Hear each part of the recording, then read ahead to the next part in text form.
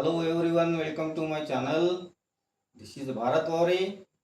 विद्यार्थी मित्र हो, आपल्या देशामध्ये 90% विद्यार्थी हे चांगली नोकरी मिळवण्याच्या उद्देशाने शिक्षण घेतात आणि 10% विद्यार्थी हे स्वयंरोजगार करण्याच्या उद्देशाने शिक्षण घेतात.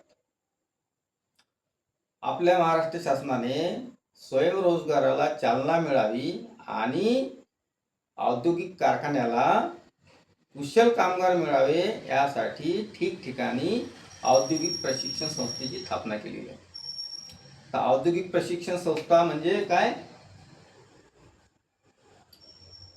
ITI, ज्याला इंग्रजीमध्ये इंडस्ट्रियल ट्रेनिंग इन्स्टिट्यूट असं म्हणतात. आता या ITI मध्ये अनेक प्रकारचे अभ्यासक्रम अवेलेबल आहेत. काही अभ्यासक्रम 1 वर्षाचे आहेत, काही अभ्यासक्रम 2 वर्षाचे आहेत, काही अभ्यासक्रम फारच महत्त्वाचे आहेत, त्याला फार अशी डिमांड आहे. काही अभ्यासक्रमाला थोडी मध्यम स्वरूपाची डिमांड आहे आणि काही अभ्यासक्रमाला थोडी कमी डिमांड आहे. तर सगळ्यात चांगली डिमांड असलेले अभ्यासक्रम कोणते, कोणत्या अभ्यासक्रमाला चांगला स्कोप आहे, याविषयी संपूर्ण माहिती आपण आपल्या आजच्या व्हिडिओमध्ये पाहणार आहोत. तर लक्षपूर्वक ऐका. पहा, ITI मध्ये काही अभ्यासक्रम 2 वर्षाचे असतात. आता 2 वर्षाचे अभ्यासक्रम कोणते?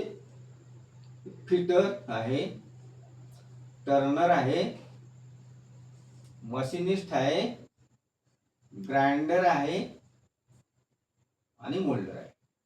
त्यापैकी मोल्डर हा 1 वर्षाचा अभ्यासक्रम आहे आणि इतर जे आहे ते 2 वर्षाचे आहे. ह्या अभ्यासक्रमाला सर्व्हिसच्या दृष्टीने खूप महत्त्व आहे. त्याचप्रमाणे इलेक्ट्रिशियन आहे, डिझेल मेकॅनिक आहे, मोटर मेकॅनिक आहे, वेल्डर आहे, कारपेंटर आहे, प्लंबर आहे. त्यापैकी कारपेंटर 1 वर्षाचा आहे, प्लंबर 1 वर्षाचा आहे, वेल्डर 1 वर्षाचा आहे आणि बाकीचे अभ्यासक्रम हे 2 वर्षाचे आहे. आता हे जे अभ्यासक्रम आहे हे अभ्यासक्रम इंजिनिअरिंग मध्ये येतात. आता नॉन इंजिनिअरिंग मध्ये कुठले अभ्यासक्रम आहेत ते पाहू. एक tailoring, cutting and dress making हा एक अभ्यासक्रम आहे. दुसरा कोपा, ज्याला आपण computer operator and programming assistant असं म्हणतो. तिसरा अभ्यासक्रम आहे हेअर अँड स्किन केअर, हा ब्युटी पार्लरच्या संबंधित आहे.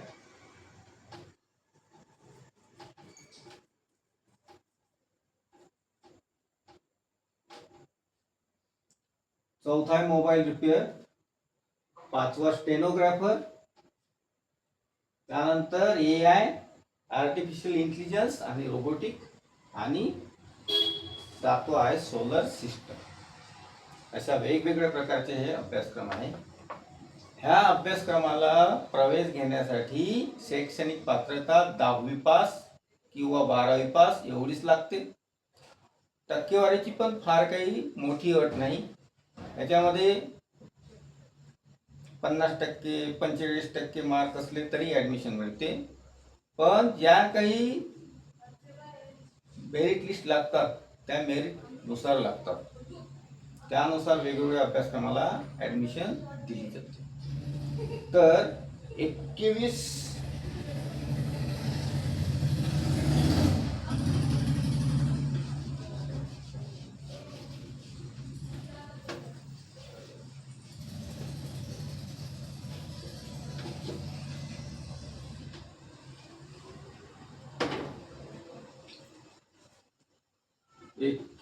मे 2026 पासून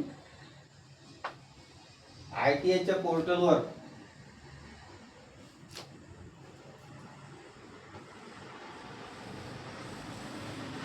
रजिस्ट्रेशन सुरू होणार आहे.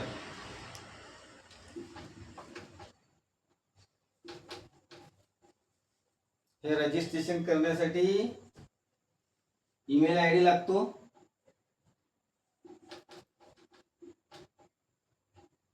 आणि पासवर्ड क्रिएट करावा लागतो.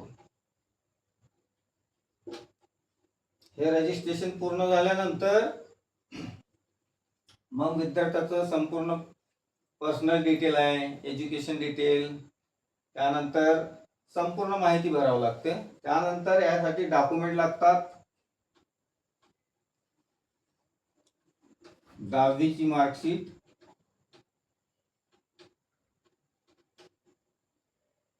12वीची मार्कशीट,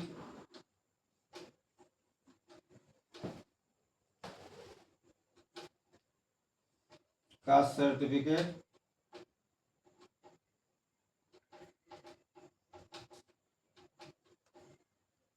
आधार कार्ड,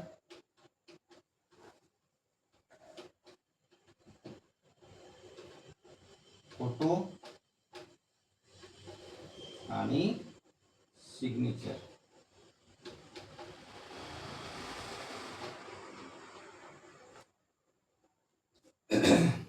हे सगळे डॉक्युमेंट अपलोड करावे लागतात.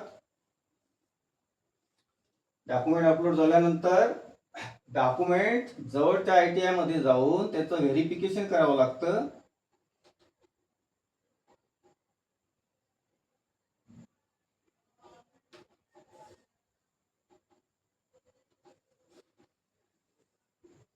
व्हेरिफिकेशन झाल्यानंतर मेरिट लिस्ट लागते, आणि जे कॉलेज आपल्याला अलॉट होईल त्या कॉलेजमध्ये जाऊन ऍडमिशन कन्फर्म करावं लागतं.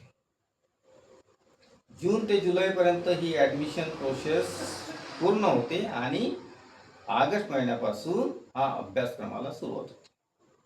विद्यार्थी मित्रो, ही ITIच्या संदर्भातली नवीन अपडेट होती. हा व्हिडिओ आवडला असल्यास ह्या व्हिडिओला लाईक करा, जास्तीत जास्त गरजू विद्यार्थ्यांपर्यंत हा व्हिडिओ शेअर करा, आणि चॅनलला सबस्क्राईब करा. कारण हे चॅनल फक्त माझं नाही, हे चॅनल तुमचं सुद्धा आहे. धन्यवाद.